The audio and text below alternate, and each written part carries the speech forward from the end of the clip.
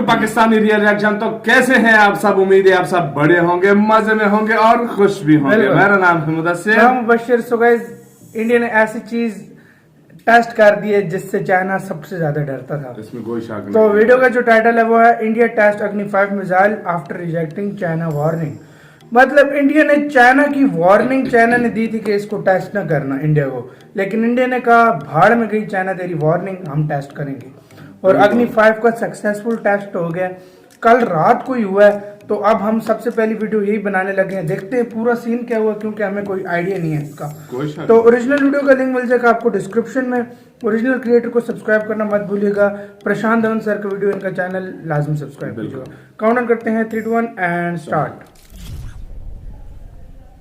नमस्कार and welcome to world affairs. मैं हूं प्रशांत धवन। नाउ जो काम आप सही समय पे कर दे तभी तक उसकी महत्वता रहती है। लेट अगर आप कर देते हैं तो उस काम की इम्पोर्टेंस काफी हद तक कम हो जाती है। आज के समय चाइना के साथ हमारी टेंशन्स बनी हुई है।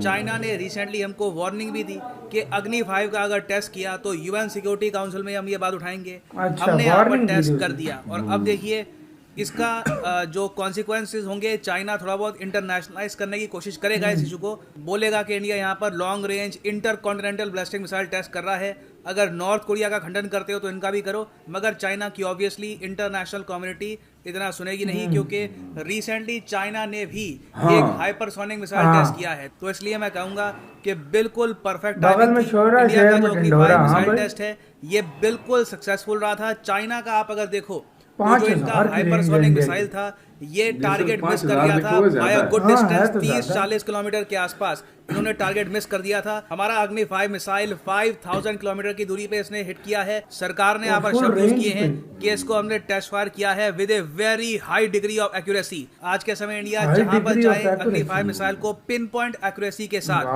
फायर कर सकता है। और इंडिया ने एक्चुअली 2 दिन पहले इस मिसाइल को फायर करने की एक वार्निंग दी थी। इंडिया ने यहाँ पर यह कहा था कि 27 अक्टूबर को ये जो एरिया ना बे ऑफ बंगाल में, यहाँ पे एक सर्टेन टाइम है, मतलब 8 बजे के आसपास, 7 से 8 के आसपास जो ट्रैफिक है क्लियर रहना चाहिए। क्योंकि काफी बार क्या होता है कि अगर मान लो हम टेस्ट कर रहे हैं, कोई कमर्शियल शिप गुजर रही हो तो कुछ हादसा ना हो जाए, तो ये एरिया क्लियर हो जाता है। और उसके बाद इंडिया ने यहाँ से ओडिशा से टेस्ट फायर किया है ये मिसाइल। और ओडिशा के भी किस टापू से ये टेस्ट किया गया है तो ये मैं आपको दिखाता हूं। ये हम यहाँ पर जूम इन कर रहे हैं अब्दुल कलाम आइलैंड की तरफ। तो यहाँ पर आप देख पाओगे ये वो टापू है। और यहाँ से जो बे ऑफ बंगाल है ना, यहाँ पर हम ज्यादातर करते हैं टेस्ट नीचे की तरफ, अंडमान आइलैंड्स को भी ऑफ कोर्स बचाकर। और इसकी वार्निंग पहले मिल जाती है ताकि कुछ हादसा ना हो। और देखिए इसकी रेंज बहुत ज्यादा है। अग्नि 5 मिसाइल से आप अगर देखें तो हम चाइना, इवन रशिया का बहुत सारा एरिया, पूरा मिडिल ईस्ट कवर कर सकते हैं। It is very very strong missile. और यहाँ पर आप देख पाएंगे, ये यहाँ पर आप इमेजिन कर सकते हैं कि ये रेंज है अग्नि 5 मिसाइल की। ऑलमोस्ट पूरा रशिया इसके अंडर आता है, चाइना पूरा इसके अंडर आता है। चाइना का कोई भी हिस्सा बच नहीं सकता अग्नि 5 मिसाइल से। आप अगर देखो अफ्रीका का कुछ एरिया, इवन यूरोप की भी कुछ कंट्रीज इसके अंडर आती हैं। और अभी भी देखो चाइना के कई स्कॉलर्स ने, कई जो इनके थिंक टैंक के लोग हैं, उन्होंने इंडिया पे आरोप ये लगाया है कि इंडिया आज भी ना इसकी रेंज कम बताता है। असली जो रेंज है अग्नि 5 मिसाइल की ये ऑलरेडी 7-8 हजार के आसपास पहुंच चुकी है।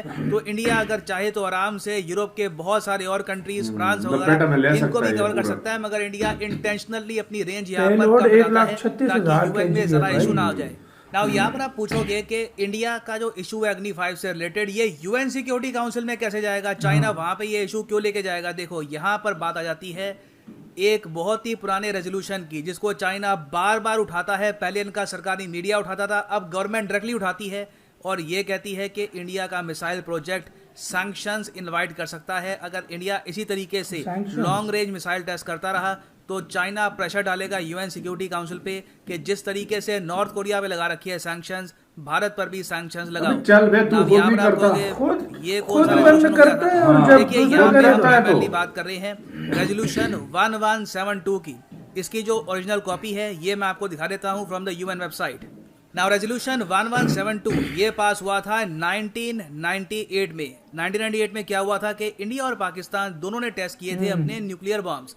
अब ये न्यूज़ सुन के यूएस समेत दुनिया भर की और जो कंट्रीज हैं वो घबरा गई उनको पता लगा कि ये देश कई बार जंग लड़ चुके हैं, अभी भी आप चला न दें टेंशन्स कहीं। हाई हैं, ये दोनों मिलकर एक ही टाइम में न्यूक्लियर बॉम्ब टेस्ट कर रहे हैं, तो दुनिया घबरा गई। क्योंकि इंडिया और पाकिस्तान में जिस दिन न्यूक्लियर वॉर हो गई तो इसका इम्पैक्ट पूरी पूरी दुनिया पे धरती पड़ेगा। फेस करेगी। फिर लोग इलॉन मस्क की तरफ देखेंगे कि हाँ भैया मार्स वाले रॉकेट कहाँ है तुम्हारे। तो वो बने नहीं दुनिया ने होंगे। उस वक्त क्या किया, यूएन सिक्योरिटी काउंसिल में बैठ के जो 15 मेंबर थे उस वक्त, उन्होंने रेजोल्यूशन पास करवा दिया कि इन दोनों कंट्रीज पे सैंक्शन लगा देंगे हम अगर फिर से इन्होंने यहाँ पर ये टेस्ट किया न्यूक्लियर अच्छा। बॉम्ब। उसके अलावा ये भी इंश्योर किया कि दोनों कंट्रीज कभी भी मिसाइल डेवलप ना कर पाए, क्योंकि ये सब देश यही सोचेंगे कि इनके पास अब न्यूक्लियर वेपन्स आ चुके हैं, इनकी जो मिसाइल टेक्नोलॉजी है ये रोक दो ताकि कल को ये हम पे अटैक ना कर पाए किसी भी सिनेरियो में। तो यहाँ पे आप देखोगे लिखा हुआ है इस डॉक्यूमेंट में, calls upon India Pakistan immediately to stop their nuclear weapon development program, to refrain from weaponizing or from the deployment of nuclear weapons, to cease development of ballistic missiles capable of delivering nuclear warheads and any further production of fissile material। मतलब उन्होंने मना किया था। Technically आप अगर देखें तो हम लोग यहाँ पे जब भी ये टेस्ट करते हैं तो इस रेजोल्यूशन की वायलेशन होती है, मगर आज के समय खैर, पाकिस्तान इंडिया दोनों कर रहे हैं। प्रॉपर अंडरस्टैंडिंग है इस बात को लेकर कि नॉर्थ कोरिया और इंडिया में फर्क है। ऑफ कोर्स चाइना यहाँ पे बस अपने जियोपॉलिटिकल गेन देखता है, मगर ऑब्वियसली चाइना जो खुद भाषा करे तो नॉर्थ कोरिया मजा, बोलता हाँ। है या फिर इवन पाकिस्तान बोलता है कि हम अटैक कर देंगे, मार देंगे, वैसी भाषा आपको भारत की सरकार से कभी भी सुनने को नहीं मिलेगी। इंडिया न्यूक्लियर वेपन्स को लेकर, न्यूक्लियर मिसाइल्स को लेकर एक बहुत ही रिस्पॉन्सिबल कंट्री है, जहां पर एक तरफ पाकिस्तान के प्राइम मिनिस्टर यूएन की असेंबली में खड़े होकर कहते हैं कि हम तो यूज कर देंगे मिसाइल, हम नहीं करते, हम तो 56 कंट्री है, एक तो उड़ भी गया तो भी इतने सारे कंट्री बचे रहेंगे।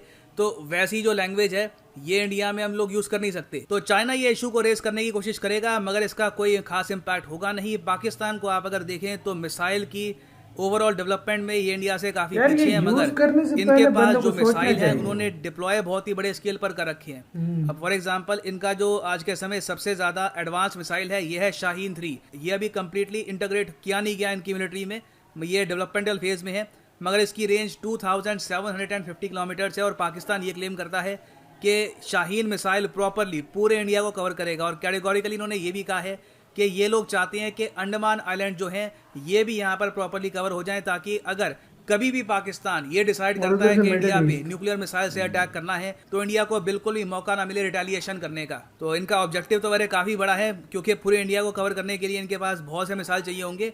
एक भी एरिया इन्होंने मिस कर दिया अगर तो हम भी रिटेलिएट कर देंगे और पाकिस्तान भी डिस्ट्रॉय हो जाएगा। और फिर एक एस्पेक्ट यहाँ पर यह भी है कि हमारे पास बहुत ही जल्दी S-400 आ जाएगा, तो इनके शाहीन 3 मिसाइल दिल्ली, मुंबई समेत जो मेजर सिटीज़ हैं हमारी, उनको कुछ ज़्यादा नुकसान कर नहीं पाएंगे। तो देखिए अग्नि 5 का टेस्ट बहुत ज़्यादा एक अच्छी न्यूज़ है, मगर इंडिया को अब यहाँ पर फोकस करना चाहिए हाइपरसोनिक मिसाइल टेक्नोलॉजी पर।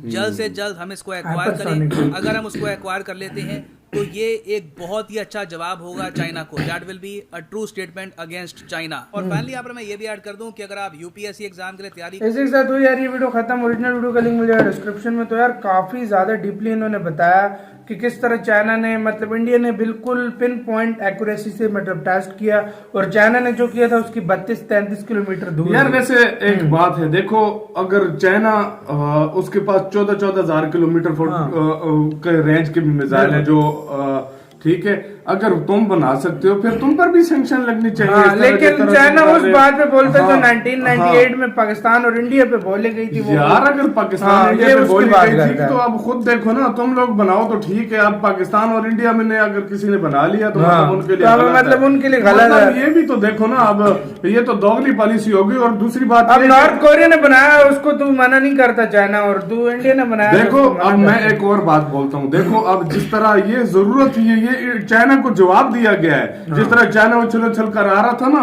ये जवाब दिया गया उसको और मौके के ऊपर जवाब दिया। ज्यादा उछल कर आओगे तो फाड़ कर आओगे, क्योंकि पूरी चाइना को ये कवर करता है। और यार सबसे पहले हम आप लोगों को कांग्रेचुलेशन बोलना चाहेंगे इस टेस्ट पर। और फाइनली हो गया टेस्ट और एक अच्छे तरीके से भी हुआ है। और चाइना को यार सीधा जवाब मिल गया, क्योंकि चाइना हमेशा और चाइना हमेशा बोलता रहता है कि मैं सुपीरियर हूँ, मैं सुपीरियर हूँ। लेकिन अब चाइना को भी पता लग गया होगा कि इंडिया उधर बैठा है जिसकी रेंज में फुल चाइना। अभी वो जो बहुत ज्यादा डिप्लॉय कर रहा था ना अपने हथियार लद्दाख साइड पे या अरुणाचल प्रदेश वाली साइड पे, अब ये ठंडा हो जाएगा। बिल्कुल ऐसा ठंडा होगा, इसको जवाब ऐसा मिल गया, ये सारी अब जिंदगी याद रखेगा। सो गाइस आप लोगों का इसके बारे में क्या मानना है कमेंट सेक्शन में बताओ। इधर वीडियो खत्म करते हैं। अपना बहुत ज्यादा ख्याल रखना। तो यार बाय।